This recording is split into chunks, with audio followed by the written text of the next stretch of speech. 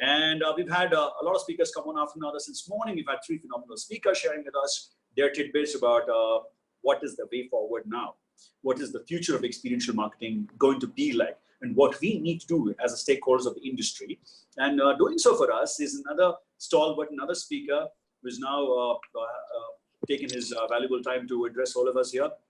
He is the global marketing head of Bosch Engineering and Business Solutions and has been part of the company for the last 13 years now, with various roles, including leading his office in Japan, a big propagator of digital transformation across different industries of auto, manufacturing, healthcare, and agriculture. And he's also trying out the storytelling approach, hoping to get a bigger response from all of you here today. He's recently started the Connect Anything campaign so that everyone understands digital transformation and its effect on daily life. So ladies and gentlemen, the man I'm talking about is Mr. Raghunandan Rao, and he's delighted to be amongst us, as much as we're delighted to have him here.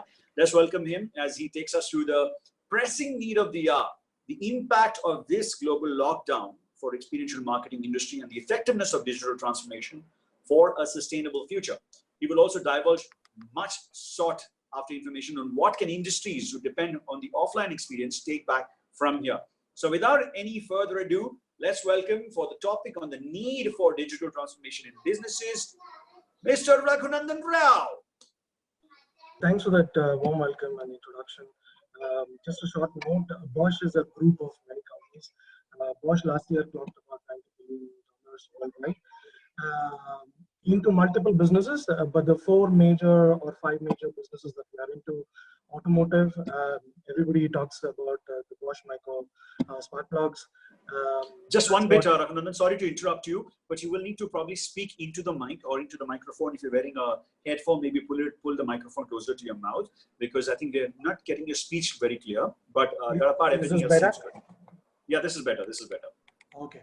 So Bosch is into multiple businesses worldwide, and so we are from a digital perspective, we call ourselves something called as a practitioner's perspective.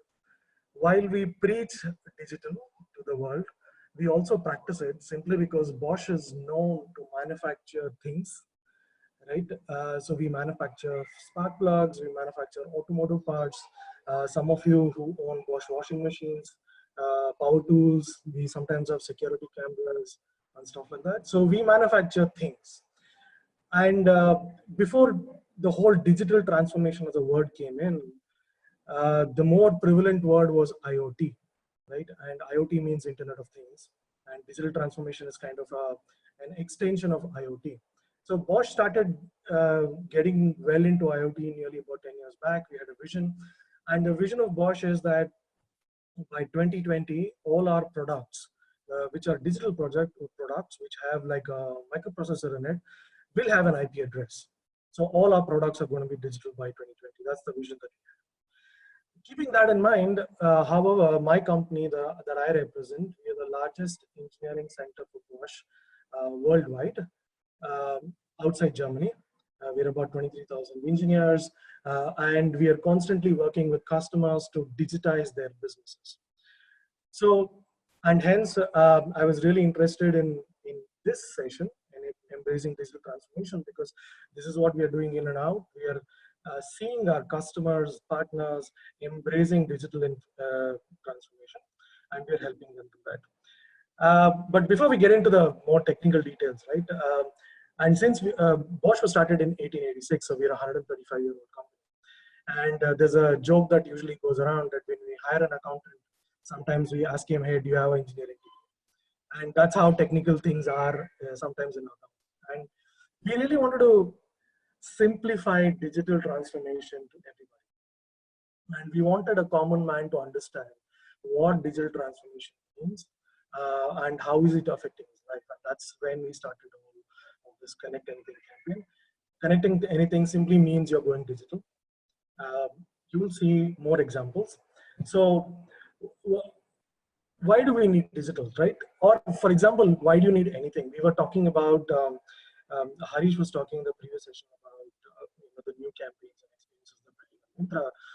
But we always start with the why. Why do you need something? And I'm going to give you some examples of some industries and why do they need digital transformation. So my first example is what you see on the screen. Um, and each of these have a story to tell. We were working with this a small brewery in North Carolina called Sugarfree, and they had a problem. The problem was that they were losing about 10% of their beer in the bottling process. That was their why for digital transformation. We, Bosch, along with IBM, we put in some sensors in the bottling process. We measured the pressure in the pipes. We put a camera to see if the bottles are frothing at the end of the line. And we built an AI around it to control the frothing during the process. And it became an intelligent bottling line, an AI powered brewing process, which saved them a lot of money, by the way.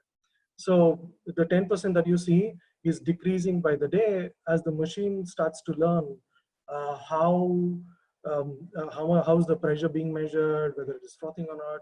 It gets better and better, right? So that was the why for Sugarfree and for the beverage industry, right?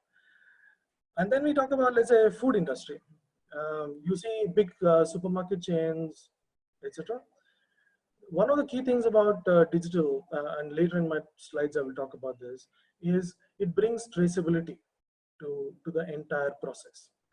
If something goes wrong, and if you want a recall process for your foods, for your medicines, for automotives, when you have a recall, how do you trace where a particular product is?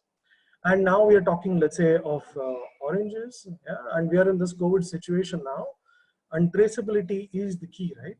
We are talking about how to trace people who are right now, let's say, are probably, we think they're infected, but we don't know. How do you trace these people?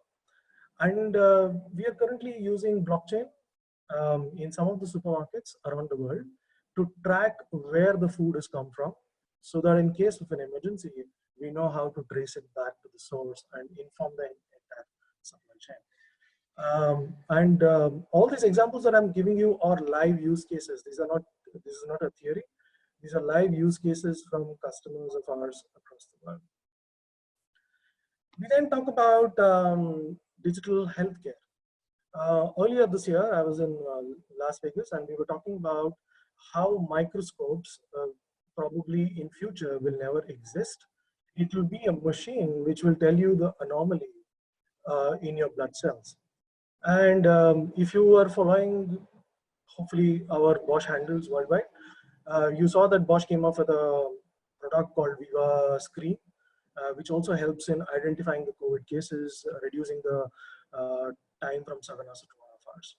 But apart from that, we also work with a startup in US. About 4 months ago, they got an FDA approval to put in a sensor inside your pill, which will help you track medical adherence. What I mean by that is, if you have a very serious condition like, let's say, schizophrenia or bipolar, stuff like that, and you're supposed to be on medication, and if you don't take that medication on time, it triggers symptoms in you, then the doctors need to track you. How do they track you?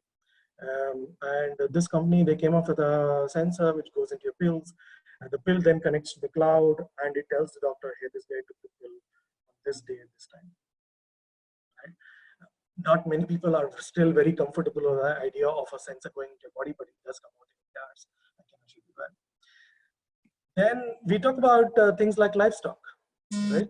And we talk about things like, if there is an infection, if there are genetic disorders in your livestock, this can get carried through your supply chain over years together. Now, how do you track this? Again, we have an effective blockchain solution that's helping us track genes, livestock genes, their produce, etc. over a period of time.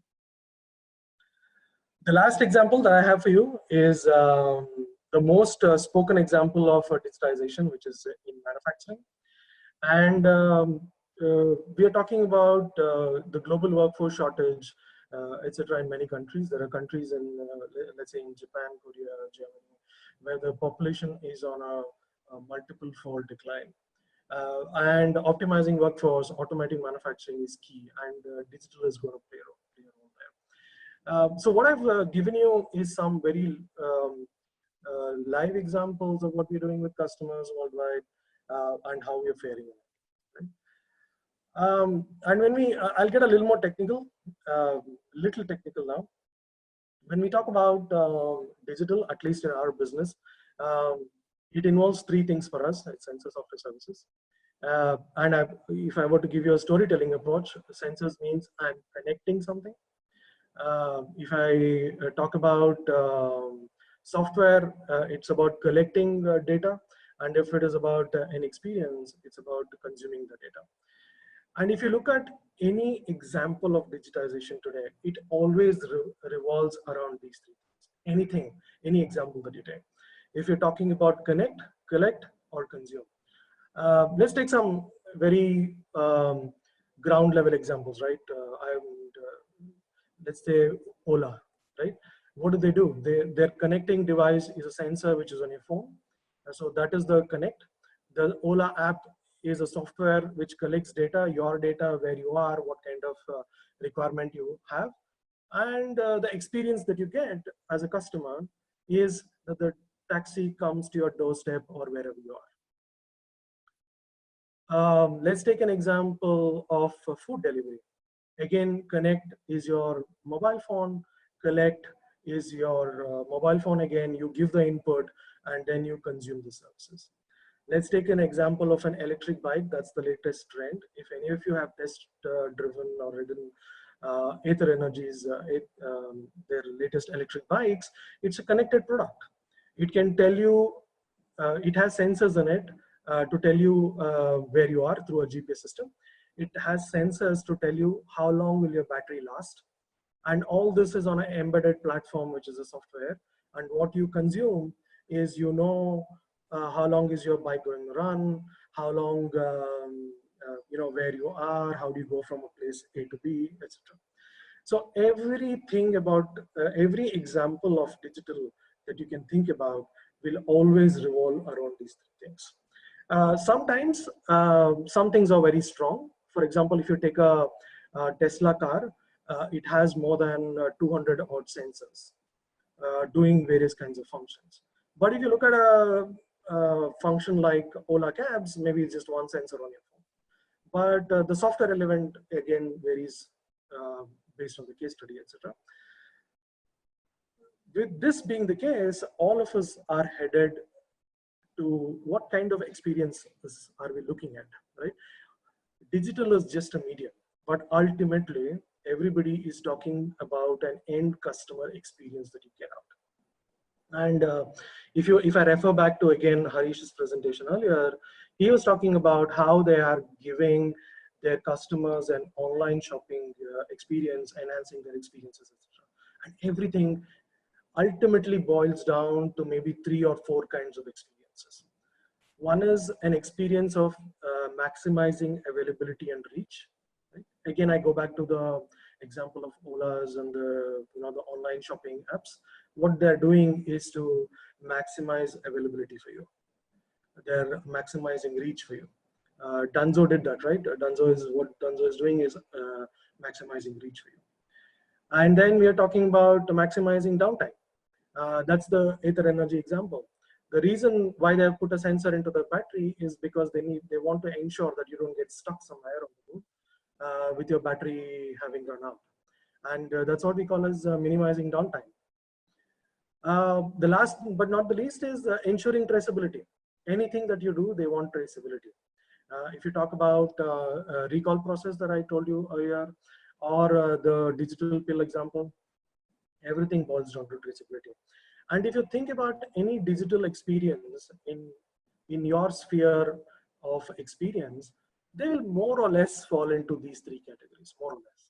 And so when you are building experiences for your customers, whether you're a digital marketing agency, whether you're a product company yourself trying to digitize your products, or you're an engineering company building platforms for digitization, the 3 most important things that you need to remember are these 3 things. With this in mind, we have a framework called what we call as a digital enterprise. This can vary based on what is your business model and what kind of business you're into, but you're probably in one of these triangles, right? You basically, what you need is, if you're a digital enterprise, you need to change for digital. We work with a tire company now, and I don't mind naming them because we work with them very closely. So we work with Seat, and I don't know if all of you have seen their ad on billboards. They call themselves a 1 lakh kilometer tire. Now, they don't imagine themselves in that business model and advertise themselves that way, maybe about 2 to 3 years down the line.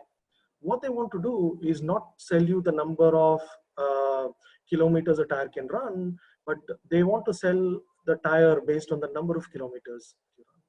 What I mean by that is, in future, you will not give 40,000 rupees to change your car tires. Instead, you will say, hey, I will pay you, let's say, 10 rupees per kilometer for your tire.